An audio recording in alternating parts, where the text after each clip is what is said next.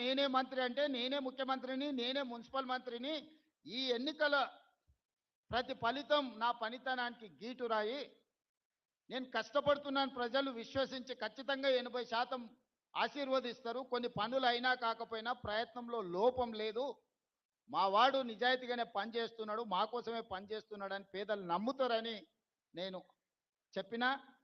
ఎన్నికల కంటే ముందు 2 రోజుల ముందు నేను ప్రెస్ మీట్ పెట్టి క్లియర్గా చెప్పిన.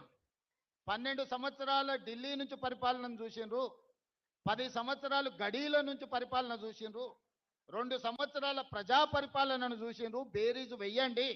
12 ఏళ్ళకి ఏం తీర్పిస్తారు, 10 ఏళ్ళకి ఏం తీర్పిస్తారు, 2 ఏళ్ళ పరిపాలనకి ఏం తీర్పిస్తారో మీ విచక్షణను వాడి మీరు తీర్పియండి అని చెప్పి ప్రజలకు విజ్ఞప్తి చేసిన. దాని ప్రకారం ఈరోజు 85 నుంచి 90% ఫలితాలు అనుకూలంగా వచ్చినాయి.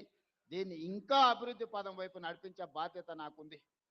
దీనివల్ల నేను విర్రవీగను. గెలిస్తే ఉప్పొంగడము, ఓడిపోతే కుంగిపోవడం నాకు లేదు. నేను అన్నీ చూసిన. జడ్పీటీసీ నుంచి ముఖ్యమంత్రి వరకు 20 సంవత్సరాలల్లా అన్ని హోదాలు చూసిన. కానీ ఎప్పుడు కూడా ప్రజలకు దూరంగాలే, పేదవాళ్ళకు వ్యతిరేకమైన నిర్ణయాలు తీసుకోలేదు. రాబోయే 20 సంవత్సరాలు కూడా ఈ పేదల కోసమే పనిచేస్తా, ఈ పేదల సంక్షేమం కోసమే పనిచేస్తా. మా లంబాడ సోదరులకు అందులో ప్రత్యేకమైన భాగస్వామ్యం ఉంటుంది. మా దళితులకు ఇవ్వవలసిన గౌరవం తప్పకుండా ఇస్తాము. ఇక సంత్ సేవాలాల్ మహారాజ్ గురించి మనం గొప్పగా మాట్లాడుకుంటున్నాం, కానీ ఒక్క పుణ్యక్షేత్రం కూడా తెలంగాణ రాష్ట్రంలో లేదు. మనం ఆదిలాబాద్లో నాగోబా జాతర ఉన్నది, ములుగులో మనకు సమ్మక్క సారలమ్మ ఒక పుణ్యక్షేత్రం ఉన్నది. కానీ సంత్ సేవాలాల్ మహారాజ్ కోసము ఒక ప్రత్యేకమైన క్షేత్రం లేదు. అందుకే నల్లమల ప్రాంతానికి లక్షలాది మంది పర్యాటకులు వస్తారు. అక్కడ ఈరోజు మనము సంత్ సేవాలాల్ యొక్క పుణ్యక్షేత్రాన్ని 20 ఎకరాలు ఆల్రెడీ స్థలాన్ని సేకరించినము.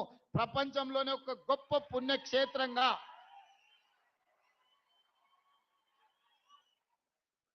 బ్రహ్మాండమైన పుణ్యక్షేత్రంగా వచ్చే సంవత్సరం ఈ తారీఖు నాటికి అక్కడే ప్రారంభించుకుంటాం, అక్కడే కార్యక్రమం చేసుకుంటాం.